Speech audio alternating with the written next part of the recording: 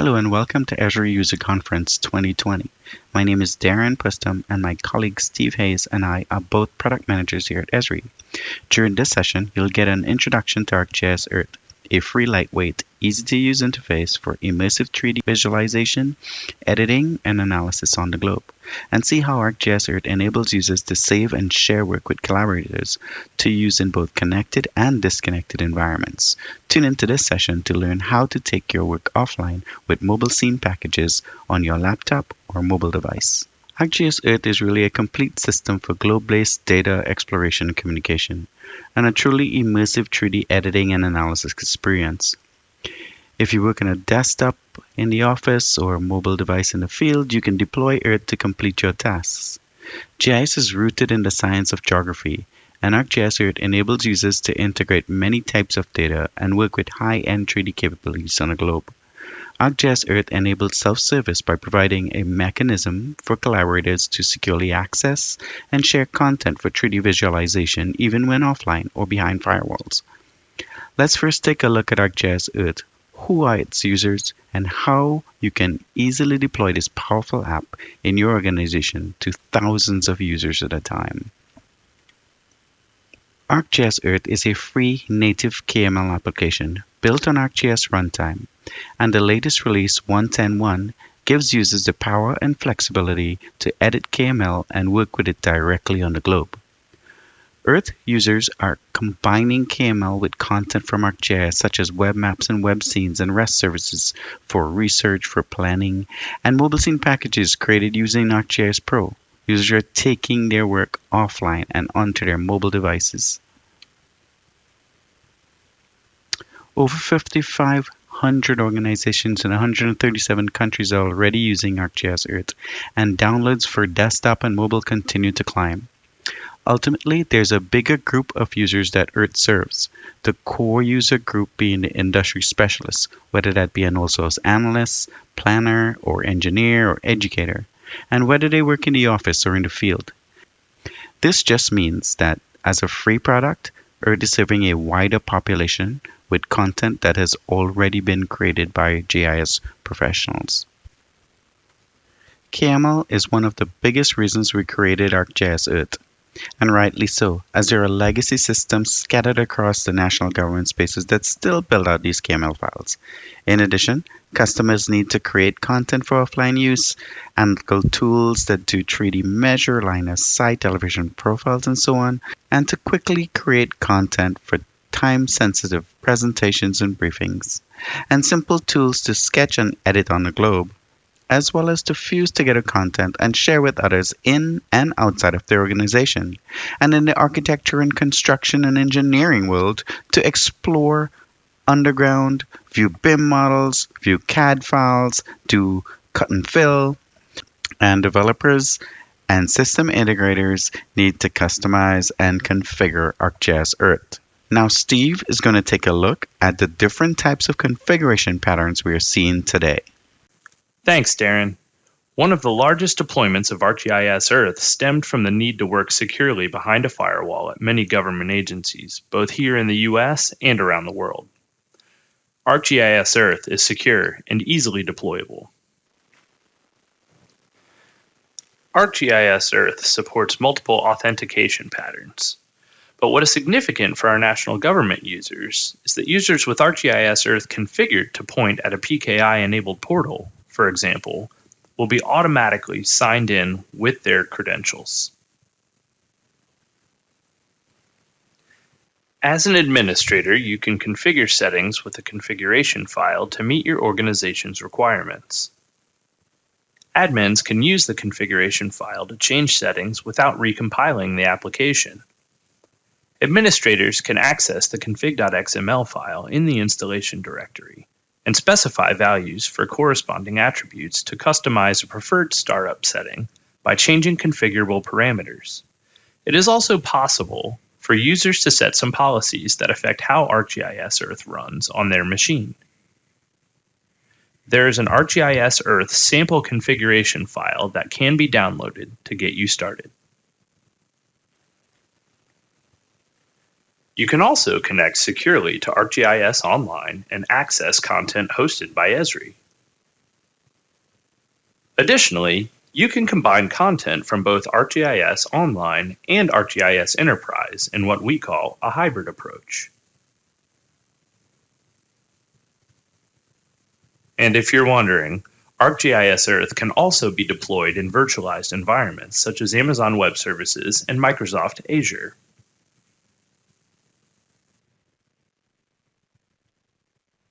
ArcGIS Earth also works offline. Earth's offline capability has significantly improved with mobile scene packages. And though we still have a bit to go in terms of package file size, we made a big leap in making this process much more efficient. Our users can now add several layers, including scenes and terrain data, into ArcGIS Pro, and then search the Tools menu for the Create Mobile Scene Package tool. Once that is selected, just fill out some simple data fields and create a mobile scene package which can be loaded directly into ArcGIS Earth. If you're interested, Darren and I have another really interesting demo session specifically looking at offline workflows in ArcGIS Earth.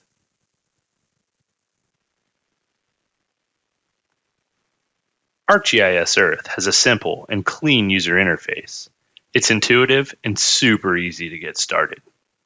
We made an onboarding experience that highlights key features, where they're located, and what they do.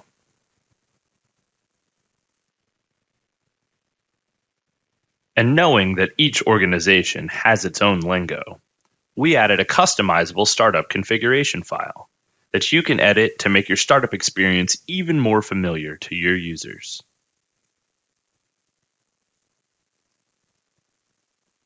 Once users get comfortable with Earth, they can change many of the settings to match their working environments, including measurement units, navigation speed, adding the option to open web results in an external browser, creation of a custom startup view, and the ability to switch between WebMercator and WGS84 projections, and more.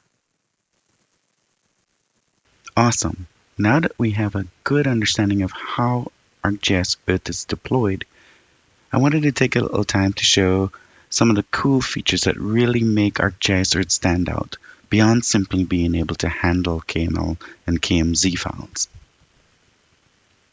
Such as being able to switch base maps at will. Being a GIS guy, this is one of my favorites, as it provides context to the information I'm sharing. And it's just a simple click to change. Users can elect to use their own base maps, select from online, enterprise, or from offline files, which can be KML, scene layer packages, tile packages, or raster files. Elevation services define height values across the extent of a map or scene. ArcGIS Earth uses Esri's World Elevation Service as default, but users can add their own terrain services in a similar manner to base maps. At one of the initial releases of ArcGIS Earth, we added the vertical exaggeration feature. Users got an on-canvas control that enables interactive manipulation of terrain. With this tool, you can emphasize areas with subtle variations in height or flatten surfaces to assist visual data exploration. Sometimes, when these adjustments are made, it's hard to appreciate the reality of the elevation. But when combined with base maps, such as a topographic map, contours depict the actual elevation. It's just another way in which combining these incredible features of ArcGIS Earth helps you tell your story. Bookmarks are another one of the great features that you asked for, and we've incorporated into ArcGIS Earth. With bookmarks, you can save your favorite spots around the planet. Click on a thumbnail and fly to that location. You can easily edit bookmarks by name, reorder, and play the entire list during your presentations. One of our stepping stones to providing more developer tools is ArcGIS Earth's Automation API. This is an admin feature that provides a standard interface to communicate with ArcGIS Earth on the same machine. Using the Automation API, you can control and script Earth's behavior. This makes it possible to integrate ArcGIS Earth with other .NET applications. In this example, we are using ArcGIS Pro on the left to guide the actions in ArcGIS Earth on the right. Today you can control things like the camera navigation and fly behaviors, add data from online or local files, perform workspace operations, and take snapshots of the current view. And we definitely welcome your feedback to improve this functionality and also to add additional capabilities. This example was built with ArcGIS Pro SDK for .NET and can be found on Earth's documentation pages listed at the end of this presentation. ArcGIS Earth can access multiple types of data from many sources such as ArcGIS Online, ArcGIS Enterprise, via URL, or locally on your desktop or local file server. As I mentioned before, KML is one of the biggest reasons we created ArcGIS Earth, and it certainly satisfies that requirement. But ArcGIS Earth offers up a whole lot more.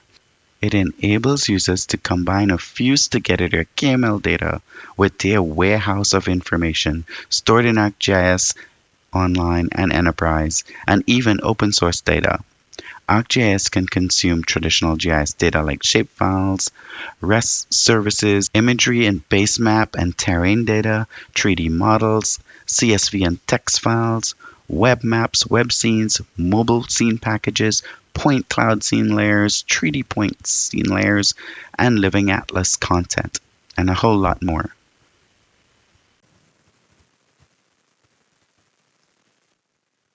Mobile scene layer packages have put us on equal footing with the whole Fusion server. In terms of disconnected workflows, we added the mobile scene package, and there are plans of bringing additional functionality to make it easier to author and consume mobile scene packages across the platform. ArcGIS Pro creates a mobile scene package file from one or more scenes for use across the ArcGIS platform. Mobile scene packages can also be used by developers building applications with ArcGIS Runtime SDK, hence the reason we can have it in Earth today. And it's really simple to create, as it's all part of our processing toolset. You can use the interactive edit tool to define the area of interest by drawing a rectangle on the ground of the scene. If an extent is not specified, the current scene extent will be used to define the area of interest and consolidate only those features that intersect that extent. Mobile scene packages are optimized for 3D visualization, and multi-patch feature layers, 3D point feature layers, and LAS dataset layers will be converted to scene layer packages for faster drawing.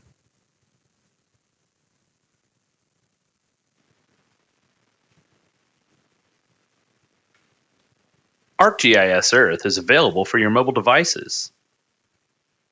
ArcGIS Earth Mobile extends the capabilities of the desktop version right to your fingertips, enabling the ability to visualize, analyze, and share data anytime, any place.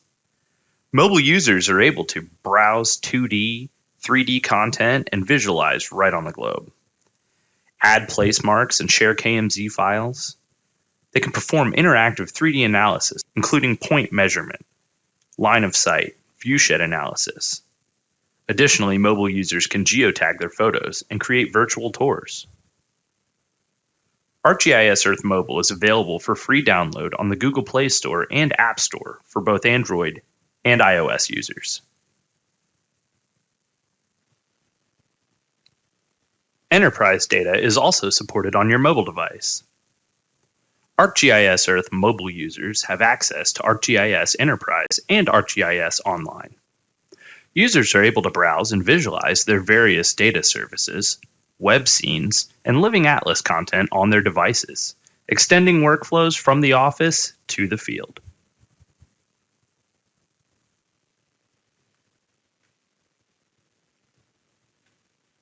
ArcGIS Earth Mobile is a feature-rich visualization and sharing tool. Some mobile feature highlights include the ability to identify features, as well as the ability to collect, edit, and share place marks as KMZ quickly.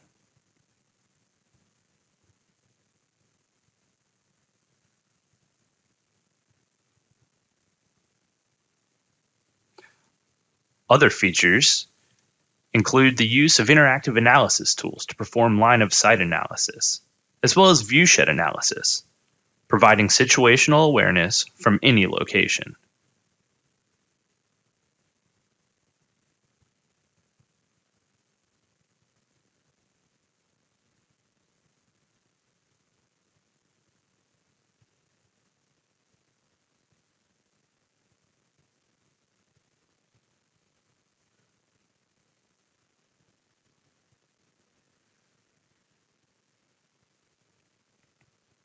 Another great feature of ArcGIS Earth Mobile is the capability to create and share a tour with geotagged photos stored on your mobile device.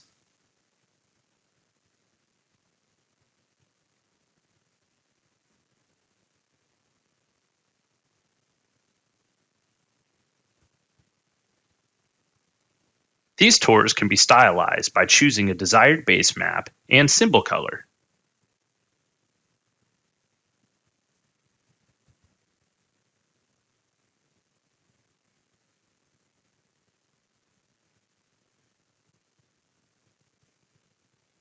Again, users have full access to data from ArcGIS Online or ArcGIS Enterprise from their mobile device. Additionally, ArcGIS Earth Mobile has the ability to share data among devices via AirDrop and Bluetooth, add data from browsers, email attachments, or instant message, and add data from ArcGIS Earth Desktop by scanning a QR code for instant access to shared ArcGIS services, portal items, and web scenes.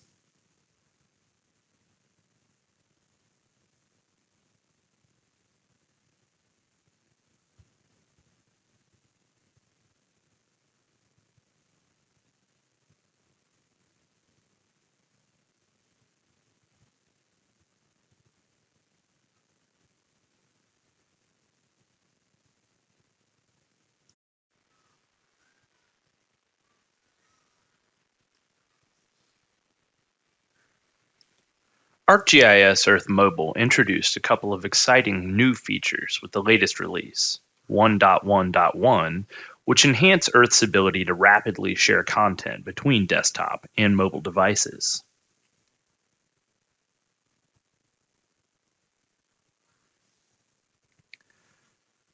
ArcGIS Earth has the ability to quickly share data with a QR code from desktop to mobile.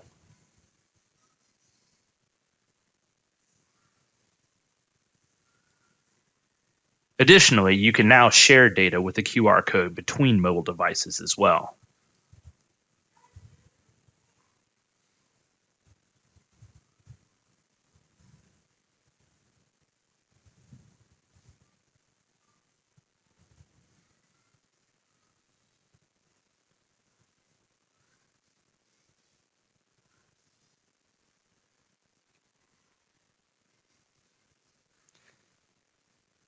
And with the release of 1.1.1, mobile users now have the ability to download mobile scene packages directly from the portal.